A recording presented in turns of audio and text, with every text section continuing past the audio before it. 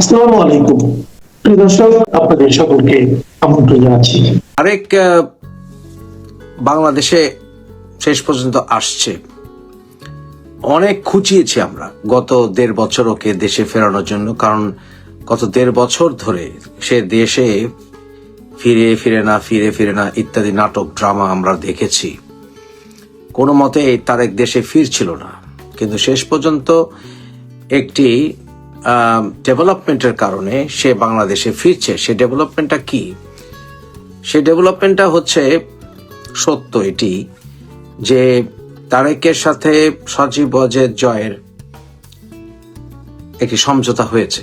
এখানে এই সমঝোতার ভিতরে সজীব ওয়াজেদ জয় এবং তারেক রহমান ছিল, এটা মিথ্যে নয়, এবং তাদের ভিতরে কথা হয়েছে, এটা আমি নিশ্চিত। আমার সোর্স আপনাদেরকে বলার এখানে প্রয়োজন আছে বলে মনে করি না। যাই হোক, তারেক ফিরছে এবং এই দেশে ফেরার ভেতরে মধ্যস্থতা করেছে ভারত, এবং ভারতের থামস আপের পরে তারেক দেশে ফিরছে। এতে কি প্রমাণিত হচ্ছে? প্রমাণিত হচ্ছে ভারতকে বৃদ্ধাঙ্গুলি দেখিয়ে বাংলাদেশের রাজনীতি করা এখনো সম্ভব নয়। আমি কোনো দেশের লেজুবৃত্তিতা করে বাংলাদেশ চলবে, আমি সেটা আশা করি না, আশা করতে চাই না, এবং আমি আশা করি যে আমরা প্রতিবেশী রাষ্ট্রগুলোর সাথে বন্ধুত্বপূর্ণ সম্পর্ক বজায় রেখে বাংলাদেশ এগিয়ে যাবে। কিন্তু আমরা পার্শ্ববর্তী বা দক্ষিণ এশিয়ার কোনো নির্দিষ্ট দেশের সাথে আমরা এমন কোনো সম্পর্ক গড়ে তুলব না যাতে সেই দেশটির চামচা রাষ্ট্রে বা অধস্থন রাষ্ট্রে আমরা পরিণত হই। পাকিস্তানের সঙ্গে আমাদের সম্পর্ক দরকার আছে, কারণ 71 সালে যুদ্ধের পরে আমরা তাদের সাথে কোনো রকম সম্পর্ক গড়ব না, সেটাও আমি মনে করি না। আমি মনে করি যে আমরা 71কে না ভুলে গিয়ে পাকিস্তানের সাথে সম্পর্ক থাকতে পারে এবং থাকা উচিত, যাতে করে একটি চেক অ্যান্ড ব্যালেন্স থাকে। কিন্তু শেষ পর্যন্ত তারেককে প্রমাণ করে দিল যে ভারতের সাথে আতাত না করে দেশে ফেরা সম্ভব নয়। আমাকে এই বিষয়ে পিঙ্কুর একটি ভিডিও পাঠিয়েছে একজন, সেখানে যে সে পুরোটা মিথ্যা কথা বলেছে তা কিন্তু না, এটা আমি বলতে পারি। আমি পিঙ্কুকে যথেষ্ট অপছন্দ করি, সেটা আপনারা জানেন, কিন্তু এই কথাটা একেবারে অমূলক নয় যে ভারতের সাথে একটি আতাত হয়েছে দু দলে। আপনারা জানেন যে আমি বহুদলীয় গণতন্ত্রে বিশ্বাস করি। বিএনপি আমার প্রিয় দল, কিন্তু বিএনপির অনেক ভুল আছে, আওয়ামী লীগের অনেক ভুল আছে, কিন্তু বাংলাদেশে সব দল রাজনীতি করার অধিকার পাক, অন্যথায় দেশে সন্ত্রাসী কর্মকাণ্ডে তারা জড়িত হয়। বাংলাদেশে তবে যারা স্বাধীনতার সার্বভৌমত্বে বিশ্বাস করে না, সেই দলগুলোর রাজনৈতিক অধিকার দেওয়া উচিত নয়, কারণ তারা দেশদ্রোহী এবং সেই দলগুলো হচ্ছে সন্ত্রাসী। যাই হোক, তারেক দেশে ফিরছে। এক হিসেবে সে দেশে ফিরে কি উল্টোবে কে জানে। দেশে কোনো ব্যাপক পরিবর্তন আসবে বলে আমি মনে করি না। সে আমেরিকান প্রেসিডেন্টের স্টাইলে চলা শুরু করেছে। আমেরিকান প্রেসিডেন্ট যেমন নিজস্ব এয়ার ওয়ান আসে, ওই প্লেনে আমেরিকার নিজস্ব প্রেসিডেন্সিয়াল প্লেন, অনেকটা নিজস্ব প্রেসিডেন্সিয়াল প্লেনই তারেক আসছে। সেই এয়ারক্রাফটের অর্থাৎ বিমানের সেই ক্রাফটে সেই প্লেনের স্টাফ পর্যন্ত চেঞ্জ করে দেওয়া হয়েছে, অর্থাৎ এখনই তার আচরণ প্রাইম মিনিস্টারের মতো। একেবারে আউটস্ট্যান্ডিং যেটাকে বলে প্রোটেকশন অলরেডি তাকে দেওয়া হয়ে গেছে, অর্থাৎ মেনে নেওয়া হয়েছে সে ভবিষ্যৎ প্রধানমন্ত্রী, এবং তাকে মানে অত্যাধিক প্রোটোকল যেটাকে বলে, এরকম প্রোটোকলে কোনো সরকার প্রধান চলেনি। খালেদা জিয়াও না, শেখ হাসিনাও না। কিন্তু তার এয়ারপোর্টে সে ল্যান্ড করবে, সেখানে ওই সময় এয়ারপোর্টে কেউ থাকবেই না, সাধারণ জনগণের আগমনই সে সময় বন্ধ। বাংলাদেশের ইতিহাসে এরকম কারবার আমরা দেখি নাই। তারপর তার যে প্রোটেকশন, তার আমেরিকান প্রেসিডেন্টের মতো তার নিজস্ব গাড়ি বহর, নিজস্ব বাড়ি। আমেরিকান প্রেসিডেন্ট বাংলাদেশে একবার এসেছিলেন, একবারই, সেই ক্লিন্টন সাহেব। উনি আসার সময় যে এটা দেখেছিলাম, এটা হচ্ছে কোনো অংশে কম না। আমরা বোধহয় মাথার উপরে হেলিকপ্টার উঠতেও দেখবো তার প্রোটেকশনের জন্য। এই ধরনের প্রোটোকল মেনটেন করে তারেক বাংলাদেশে কিভাবে রাজনীতি করবে আমার বুঝে আসে না। বাংলাদেশে একজন জ্ঞানী এবং একজন যাকে বলে এলিট পরিবারের মানুষ ডক্টর কামাল হোসেন বাংলাদেশের রাজনীতিতে অশ্বডিম পেরেছিলেন। মেইন কারণ হচ্ছে উনি হাটে মাঠে ঘাটে ঘুরে বেড়াতে পারতেন না। একবার ধানমন্ডিতে নির্বাচন করার সময় উনি বিভিন্ন বস্তিতে গিয়ে কতবার যে নিজের শার্টে টোকা দিয়েছেন বালু লেগেছে বলে আমাদের মনে আছে। তো তারেককে যেখানে এরকম প্রোটোকল নিয়ে চলে, সে বাংলাদেশে রাজনীতি করবে কিভাবে জনগণের কাছে যাবে, কিভাবে মাঠে ঘাটে দৌড়ে বেড়াবে, ওর বাবা যেমন বসে গিয়েছিল মাঠে ময়দানে ও কিভাবে বসবে আমার তো ভাই বুঝে আসে না। যদি সেগুলি না লোক দেখানো, ওই কুইন এলিজাবেথের মতো লোক দেখানো ঘোরাঘুরি না হয়ে থাকে, তাই আমার মনে হয় না এই হানিমুন বেশি দিন চলবে। আর তারেক বাংলাদেশে রাজনীতিতে আসছে এবং সে ভারতের মন জয় করে টিকে থাকতে পারবে আমি মনে করি না। দেখতে হবে যে তারেক বাংলাদেশে এসে সেই মঞ্চে ভাষণ দেওয়ার সময় সে কতগুলো কথা বলে কিনা। প্রথমত, সে যদি পাকিস্তানের সাথে প্রেম দেখায় বা ভারতকে যদি ধিক্কার দেয় কোনো না কোনোভাবে, আবার যদি স্লোগান দেয় দিল্লি না ঢাকা, ঢাকা ঢাকা এরকম কিছু বলে, তাহলে তার সাথে ভারতের যে একটি আন্ডারস্ট্যান্ডিং আছে সেটা ভেঙে পড়বে। এবং অপরদিকে যদি ভারতের সঙ্গে অতি বন্ধুত্ব দেখায় বা ভারতের বিরুদ্ধে যদি কিছু না বলে, তাহলে আবার পাকিস্তান এর সঙ্গে তার যত রকম প্রেম প্রীতি আছে এগুলো ভেঙে যাবে। সে তার মাকে শয্যাশায়ী অবস্থায়, বোধহয় তার মা আর দুনিয়াতে নাই যতটুকু জানি আমরা, যদি থেকেও থাকে কোনো ছেলে মৃতপ্রায় বা মৃত মার ডেড বডি বা প্রায় ডেড বা কমাতে রেখে কিভাবে সম্বর্ধনা গ্রহণ করবে কয়েক ঘন্টার ভেতরে, ভাই আমার বুঝে আসে না এটা কি ধরনের সন্তান বা কিভাবেই বা পারবে। It doesn't make sense. এটা এক দুদিন পরেও হতে পারত, এক দুদিন পরে হলে বোধহয় তারেকের সম্মানহানি হতো না। আমরা সেখানে যে মানুষের গ্যাদারিং হওয়া দেখা শুরু করেছি, তারেকের মুখোশ পরা, অর্থাৎ তারেকের মতো মুখোশ, তারেকের ছবি সম্বলিত মুখোশ পরা, সেখানে যেভাবে তারেক করা, মানে বাংলাদেশে একজন রাজাধিরাজ মহারাজ আসছেন। বাংলাদেশের মানুষ চামচামিতে বোধহয় বিশ্ব রেকর্ড। আনফরচুনেটলি আমরা এই চামচামি থেকে বেরোতে পারলাম না। আনফরচুনেটলি বাংলাদেশ যেহেতু এখন পর্যন্ত এই বাংলা, পূর্ব বাংলা 33টি পরিবার 2000 বছর আমাদেরকে গোলাম বানিয়ে রেখেছে।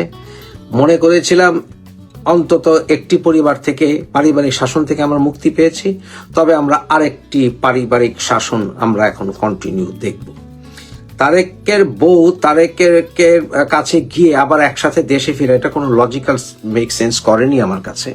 বাট নেভারদিলেস আরেকটি কারণ হতে পারে যে তার বউ তার সাথে যাবে, তার সাথে আসবে সম্বর্ধনা, সে রাজাধিরাজের সম্বর্ধনা, রানী মহারানী উনি আসবেন, রাজকন্যা আসবেন। অর্থাৎ আমাদের বাংলাদেশে একটি বিশাল জনগোষ্ঠী এখনো পরিবারের পা চাটার জন্য উঠে পড়ে লেগেছে। আমি যখন বলি যে আমি জিয়াউর রহমানকে ভালোবাসি, বঙ্গবন্ধুকে ভালোবাসি, আবার যখন বলি যে বাংলাদেশে বহুদলীয় গণতন্ত্র দরকার, যখন আমি বলি বিএনপি আমার প্রিয় দল, জাতীয়তাবাদী দল, কিন্তু আবার যখন তারেক রহমানের সমালোচনা করি, বিএনপির সাপোর্টাররা এটা গিলতে পারে না। কিন্তু আমি বলি যে আমি যেহেতু বহুদলীয় গণতন্ত্রে বিশ্বাস করি, যেহেতু শহীদ রাষ্ট্রপতি জিয়াউর রহমানের কাছেই আমি শিখেছি, আমরা জেনেছি ব্যক্তির চাইতে দল বড়, দলের চাইতে দেশ বড়, তাই আমার এই দলকে সমর্থন করার পাশাপাশি দলের প্রধানকে সমালোচনা করার অধিকার আছে বলে আমি মনে করি। এবং সেই অধিকার না দিলে অধিকার আমরা আদায় করে যাব। এবং সেই ক্ষেত্রে আমি মনে করি তারেক রহমান বিএনপির যোগ্য নেতা নয়। ভবিষ্যতে তার প্রমাণ করার বিষয় থাকতে পারে, আপনারা বলতে পারেন, কিন্তু অতীত ক্লিয়ার না করে প্রমাণ কিভাবে হয়? 21শে আগস্ট গ্রেনেড হামলা হয়েছে। 21শে আগস্ট গ্রেনেড হামলার মামলা কিন্তু আসলে ভেস্তে যায়নি, সেটা একটি প্রক্রিয়াগত ত্রুটির কারণে সেটি ড্রপ হয়েছে। কিন্তু সেই সময় তো মানুষ মরেছে, বোমা তো ফেটেছে, মানুষ তো আহত হয়েছে, তাহলে কি বলতে হবে না যে 21শে আগস্ট গ্রেনেড হামলার বিচার একদিন হবে? তাহলে কি সেই বিচারিক প্রক্রিয়া থেকে তারেক আবার প্রশ্নবিদ্ধ হবে না? এই প্রশ্নগুলোর উত্তর দিতে হবে। অপরদিকে আওয়ামী লীগের যে সকল নেতারা ভুল করেছেন, দলের 12টা বাজিয়েছেন, তাদেরকে দলে রেখেই কিভাবে তারেক সেখানে সমঝোতা করলো আমার কাছে বুঝে আসে না। নেভারদিলেস, আমাদের বাংলাদেশ আবার পড়ে গেল গ্যারাকলে। একই জিনিস আমরা, অর্থাৎ old wine in new bottle. গুণগত কোনো পরিবর্তন আসবে বলে আমি মনে করি না। দেখেন, তারেক রহমানের নাগরিকত্ব বিষয়টিও কিন্তু সেটেলড হয়নি। তারেক এখন পর্যন্ত মুখ খুলে বলেনি একবারও যে তার ব্রিটিশ নাগরিকত্ব নেই। কারণ আমার কাছে যত ইনফরমেশন আছে এবং এর আগে যতবার আপনাদেরকে বিভিন্ন লজিক আমি উপস্থাপন করেছি, যেহেতু আমি ইমিগ্রেশন কেস ওয়ার্ক সুপারভাইজারের দায়িত্ব পালন করেছি বহু বছর, যেহেতু আমার আইনের পড়াশোনা করা আছে, অভিজ্ঞতা আছে, আমি বলতে পারি তারেকের ব্রিটিশ নাগরিকত্ব অবশ্যই আছে। এবং সে যদি না যতক্ষণ পর্যন্ত স্পষ্ট করে বলে তার ব্রিটিশ নাগরিকত্ব নেই, নাগরিকত্ব কখনো ছিল না, এরকম ভাবে যদি কথাবার্তা পরিষ্কার না করে, তাহলে তারেক বরাবরই যা আমাদের সংবিধান, যেটা আমরা এখনো ফেলে দেইনি, সেটাকে বৃদ্ধাঙ্গুলি দেখিয়েই প্রাইম মিনিস্টার হওয়ার জন্য চেষ্টা করবে। তারেক এটা অলরেডি উদাহরণ সৃষ্টি করেছে। আমরা জানি, যেমন মালেক উনি সিলেটের, উনি বিএনপি নমিনেশন পেয়েছেন, আব্দুল মালেক, এবং আমি ওনাকে বহু বছর চিনি। এবং মালেক ভাই উনি অবশ্যই ব্রিটিশ নাগরিক, কিন্তু উনি কিন্তু নমিনেশন পেয়েছেন। কিভাবে হলো? আবার কয়সার, সেও জগন্নাথপুরে ইলেকশন করবে সিলেটে, সেখানে সে কয়সার ব্রিটিশ নাগরিক, কোনো সন্দেহ নেই, তাকেও আমি চিনি। এবং সে কিভাবে নির্বাচন করছে সেগুলো হচ্ছে ফাঁক ফোকর দিয়ে আমরা ক্যান্সেলেশনের, ব্রিটিশ নাগরিকত্ব ক্যান্সেলেশনের আবেদন করেছি, এই কথা বলে ফাঁক ফোকর করে তারা বাইপাস করে নির্বাচন করার চেষ্টা করবে। এগুলো হচ্ছে সবই ধোঁকাবাজি। এগুলো আসলে অনেক সিদ্ধান্ত আছে মামলার, যেগুলোতে আসলে এগুলো টেকে না, এগুলো ধোঁকাবাজি ছাড়া কিছুই না। তবে আমরা সেরকমই কিছু একটা দেখবো বোধহয়, কারণ আমরা এখন পর্যন্ত সালাউদ্দিন ভাই বলেছেন যে তারেক কিন্তু মুখ দিয়ে বলেননি যে সে ব্রিটিশ নাগরিকত্ব গ্রহণ করেছেন। মানুষ একাধিক নাগরিকত্ব রাখতে পারে, কিন্তু যখন আপনি পার্লামেন্টের মেম্বার হবেন, আপনি শুধুমাত্র আর্টিকেল 66(2) বাংলাদেশ সংবিধান, আপনি শুধুমাত্র বাংলাদেশের নাগরিকত্ব থাকতে হবে। অন্য কোনো নাগরিকত্ব থাকলে সেটা আপনাকে পরিত্যাগ করতে হবে। কিন্তু অলরেডি আমরা বিএনপির অনেক নেতা কর্মীদের কাছ থেকে শুনেছি যে তারা বলেছেন যে থেকেছেন তো কি হয়েছে, থেকেছে সো হোয়াট, অর্থাৎ এখনই সংবিধানকে বৃদ্ধাঙ্গুলি দেখানোর একটি প্রবণতা আমরা দেখতে পাচ্ছি বাংলাদেশে। এটা সত্য যে সব দলই কম আর বেশি চুরি, রাহাজানি, গুন্ডামি, বদমাশি করে, এবং অনেক গুন্ডা বদমাশকে আওয়ামী লীগও স্থান দিয়েছিল, দ্বার ভর্তিকে আওয়ামী লীগকে দিতে হচ্ছে। আমরা শামীম ওসমানের মতো গুন্ডাকেও দেখেছি আওয়ামী লীগে, এ সকল গডফাদারদেরকে আমরা দেখেছি। ঠিক একইভাবে আমরা এখন 2500-এ সেই আজাদের মতো সন্ত্রাসীকে নমিনেশন দিতে দেখেছি। এমনকি তারেকের ওয়াইফ যখন এয়ারপোর্ট পার হচ্ছিল তার ব্রিটিশ পাসপোর্ট নিয়ে, আমরা তার ঠিক পেছনে আজাদের মতো সন্ত্রাসীকে হাঁটতে দেখেছি। অর্থাৎ আমাদের বাংলাদেশের ভাগ্যে কোনো পরিবর্তন আসবে না, বিএনপির গুণগত মান কোনো পরিবর্তন হয়নি। যতই তারা এমনকি জামাতও যতই তারা মিষ্টি মিষ্টি কথা বলুক, আমার যথেষ্ট তাদের প্রতি আমার বিশ্বাস কম আছে। অর্থাৎ আমাদের বাংলাদেশে, আমি আপনাদের বলেছি, 24 অগাস্টের গণঅভ্যুত্থানের পেছনে আমার সমর্থন ছিল, কারণ আমরা একটা সুষ্ঠু নির্বাচন পাচ্ছিলাম না, গণতন্ত্র অবহেলিত হচ্ছিল, কিন্তু সেটা প্রক্রিয়াটা ছিল ভুল, সেখানে সন্ত্রাসীরা ফ্রন্ট লাইনে ছিল। অতএব তারপরেও এত ত্যাগের পরে আমরা যদি কোনো গুণগত মান পরিবর্তন না হয়ে থাকে, এমনকি আমি সজীব জয়ের মুখেও শুনেছি যে আমরা অনেক ভুল করেছি, উনি বলেছেন, তাহলে তারপরে যদি কোনো গুণগত মান পরিবর্তন না হয়ে থাকে, তাহলে তারেক রহমান আসলেই কি আর না আসলেই কি, উনি জেসাস ক্রাইস্টের মতো উনি 25 তারিখে ল্যান্ড করবেন। জেসাস ক্রাইস্ট যেমন মৃত মানুষকে আল্লাহর হুকুমে জীবন দিতেন, উনিও বোধহয় মৃত প্রায় বিএনপিকে জীবন দেবেন।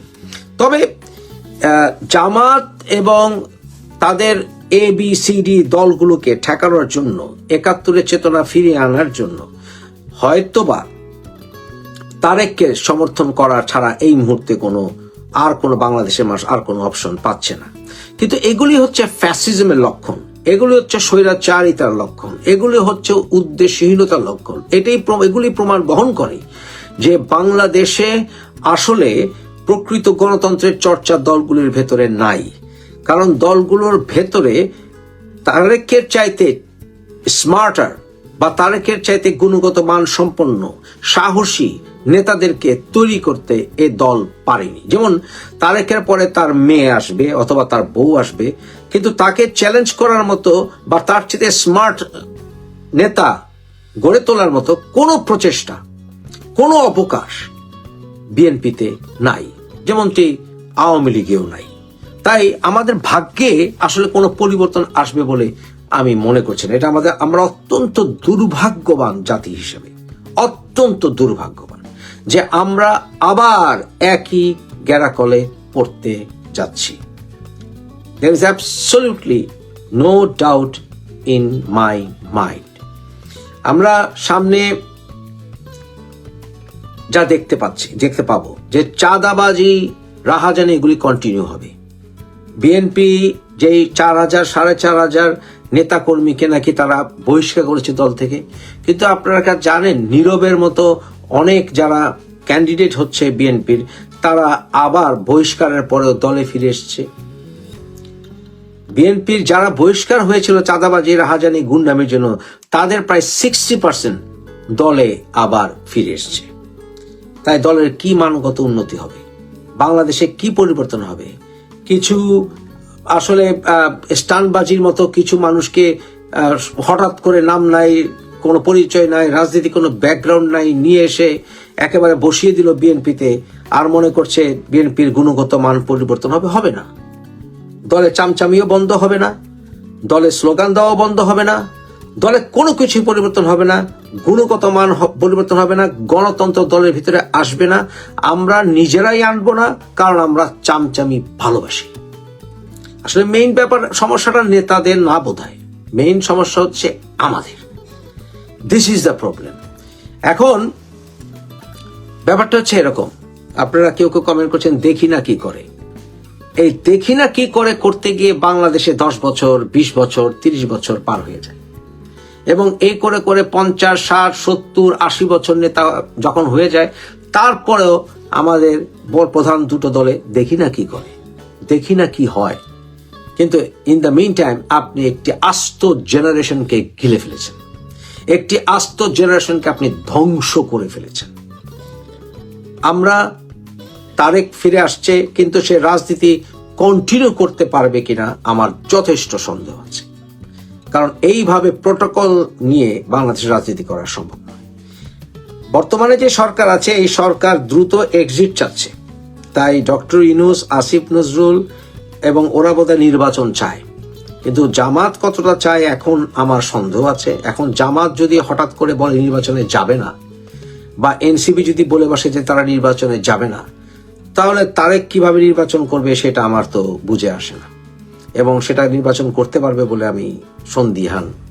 তবে আমি মনে করি সামনে অচিরেই আমরা একটি নতুন রাজনৈতিক মোড় দেখতে পাবো, এবং তারেক বাংলাদেশে মহারাজা, উনি এসছেন, আনন্দ করেন, ফুর্তি করেন, পার্টি করেন, কারণ আমাদেরকে মেনে নেওয়ার সময় এসছে।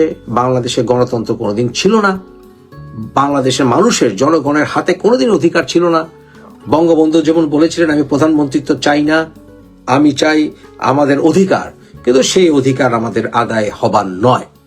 আমাদেরকে মেনে নিতে হবে যে আমরা বারবার চেষ্টা করেও আমাদের নির্বাচিত, আমাদের প্রকৃত গণতান্ত্রিক নেতাকে আমরা পাইনি, পাওয়ার অধিকার আমরা রাখি না, আমরা পেতে চাই না। আমরা গোলামি করতে ভালোবাসি, আমরা গোলামের জাত, এবং আমরা আমাদের মহারাজা এসেছেন, আসছেন, অন দ্য ওয়ে, তাকে বরণ করে নেন এবং আরো কয়েক দশক গোলামি করার জন্য। মাহমুদুর রহমান মান্না বাংলাদেশের একজন সিনিয়র রাজনীতিবিদ, একজন অনেস্ট রাজনীতিবিদ হিসেবে আমরা জানি। টক শোতে তাঁর কথা শুনতে খুবই ভালো লাগে, কিন্তু দুঃখজনক বিষয় হচ্ছে তিনি নির্বাচনে অংশগ্রহণ করতে পারছেন না, অর্থাৎ আগামী জাতীয় সংসদ নির্বাচন যদি হয়। কেন পারছেন না? তিনি ঋণ খেলাপি। তার আগে বলিনি, প্রিয় দর্শক, আপনারা কেমন আছেন? আশা করছি ভালো আছেন। নতুন একটা ভিডিওতে আপনাদের স্বাগত জানাচ্ছি। সেটা হচ্ছে ঋণ খেলাপির দায়ে নির্বাচনে অংশ নিতে পারবেন না মান্না, মানে মাহমুদুর রহমান মান্না, নাগরিক ঐক্যের সভাপতি। বিষয়টা অত্যন্ত দুঃখজনক এবং হতাশাজনক। আমরা আশাবাদী এরকম অনেস্ট রাজনীতিবিদরা যাতে সংসদে যেতে পারেন, দেশ সেবায় এগিয়ে আসতে পারেন, তাদের কাছ থেকে আমরা সেবা পাবো। কিন্তু তিনি নিজেই ঋণ খেলাপি। তিনি তো আওয়ামী লীগের কেউ না বা অন্যান্য দলের নাম। অনেস্ট রাজনীতিবিদ হিসেবে আমরা জানি, টক শোতে ভালো ভালো কথা বলে আমাদেরকে মোটিভেট করেন সৎ পথে হাসার জন্য, সুষ্ঠু রাজনীতি করার জন্য, কথাবার্তার মধ্যে একটা শালীনতা বজায় রাখার জন্য। কিন্তু উনি নিজেই তো ঋণ খেলাপি হয়ে বসে আছেন। তাদের একটা কোম্পানি আছে আফাকু কোল্ড স্টোরেজ, সেটা চেয়ারম্যান হচ্ছেন তিনি। সেই কোম্পানি 38 কোটি টাকার উপরে ব্যাংকের ঋণ দেয়া। এই ঋণ খেলাপির তালিকা থেকে তাদের কোম্পানি বা মাহমুদুর রহমান মান্নার নাম বাদ দেওয়ার জন্য তারা আদালতে গিয়েছেন। আদালত একটা রিট করেছেন, কিন্তু আদালত গতকাল রিটটা খারিজ করে দিয়েছে।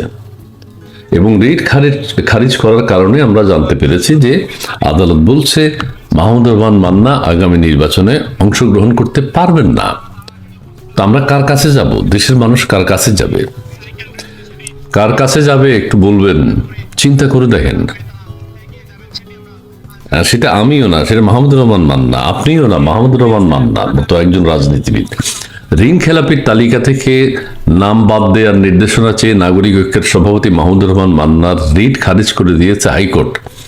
ঋণ খেলাপির তালিকা থেকে তাদের কোম্পানির নাম বা নাগরিক ঐক্যের সভাপতি মাহমুদুর রহমান মান্নার নাম বাদ দেওয়ার জন্য তারা হাইকোর্ট একটা রিট করেছিল। এর ফলে আসন্ন জাতীয় সংসদ নির্বাচনে তিনি অংশগ্রহণ করতে পারবেন না বলে জানিয়েছেন রাষ্ট্রপক্ষের আইনজীবী।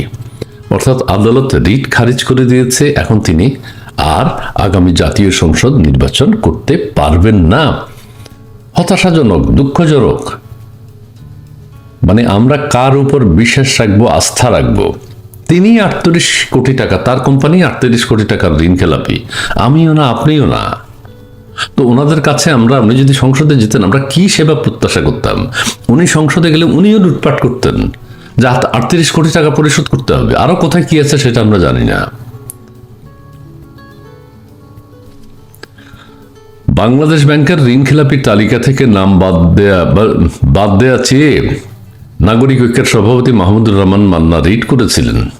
ঠিক আছে, ঋণ খেলাপির তালিকা থেকে নাম বাদ দেওয়ার জন্য আদালত রিট আবেদনটি খারিজ করে দিয়েছে। এর ফলে তিনি নির্বাচনে আর অংশগ্রহণ করতে পারবেন না। হায় হায় হায় রে! ঋণ খেলাপির মাহমুদুর রহমান মান্নার নেতৃত্বাধীন প্রতিষ্ঠান আফাকু কোল্ড স্টোরেজ লিমিটেডের কাছে খেলাপি 38,04,76,000 টাকা আদায়ে কল ব্যাক নোটিশ জারি করে ইসলামী ব্যাংক বাংলাদেশ লিমিটেডের বগুড়া শাখা। মান্না ও তার সহযোগী 2 অংশীদারের ঠিকানায় পাঠানো এই নোটিশে 18 ডিসেম্বরের মধ্যে বকেয়া পরিশোধের নির্দেশ দেওয়া হয়েছিল, কিন্তু তারা সেটা পরিশোধ করতে পারেননি। নির্ধারিত সময়ের মধ্যে বকেয়া পরিশোধ না করলে আদালত তাদের বিরুদ্ধে আইনগত ব্যবস্থা নেওয়ার কথা উল্লেখ করা হয়। হায় হায় হায় হায় জি! আফাকু কোল্ড স্টোরেজের মালিকানায় আছে, ঠিক আছে, অনেক কথা সেখানে আছে, সেগুলো আমি বললাম না। অর্থাৎ 38 কোটি টাকার উপরে যে খেলাপি ঋণ, সেটি পরিশোধ না করার দায়ে তার প্রতিষ্ঠানকে ঋণ খেলাপি তালিকা থেকে সরকার বাদ দেয়নি, আদালত বাদ দেয়নি। এখন তারা ঋণ খেলাপি। সো ঋণ খেলাপি কেউ কাগজে পত্রে সঠিক কিস্তি পরিশোধ না করা, এরকম যারা দেশের ব্যাংকের টাকা লুট করেন বিভিন্নভাবে, যেই দলেরই হোক, তাদেরকে নির্বাচনে অংশগ্রহণ করতে দেয়া হয় না। এর মধ্যে অনেক ছলচাতুরি আছে, কারচুপি আছে, কিন্তু সেটা করার পরেও তাদের 38 কোটি 4,76,000 টাকা অনাদায়ে রয়ে গেছে এখন পর্যন্ত। এখন কার কাছে কি প্রত্যাশা করব? নির্বাচনে অংশগ্রহণ করার জন্য নানান ছলচাতুরি করে থাকে, এটা আমরা জানি। তারপরেও কাগজপত্র ঠিক আছে, কিন্তু মাহমুদুর রহমান মান্না সাহেব এমন অবস্থায় পড়েছেন, সেটাও পারেননি। মোরাল কি দাঁড়ালো? নীতি নৈতিকতার কথা যারা বলেন, তাদেরকে তো অনেস্ট থাকতে হবে। যে যেটা করেন সেটা বলবেন না। আপনি যে অন্যায় অত্যাচার বা যে কোনো ধরনের অন্যায় অপরাধ করেন না সেটা আপনি বলবেন, গর্বের সাথে বলতে পারবেন, অবশ্যই বলবেন। কিন্তু আপনি নিজেই সেটা করেন এবং তার বিরুদ্ধে আপনি কোন যুক্তিতে কথা বলেন? টকশোগুলোতে নেতৃস্থানীয় রাজনীতিবিদ, ব্যবসায়ী যারা, মাহমুদুর রহমান মান্না কি কাউকে কথা বলতে ছেড়েছেন? ছেড়ে কথা বলেননি। কিন্তু আদালত যদি এটা খারিজ না করত, তাহলে মাহমুদুর রহমান মান্না সাহেব যে ঋণ খেলাপি, এটা আমরা জানতে পারতাম না। আই এম তো হতাশ।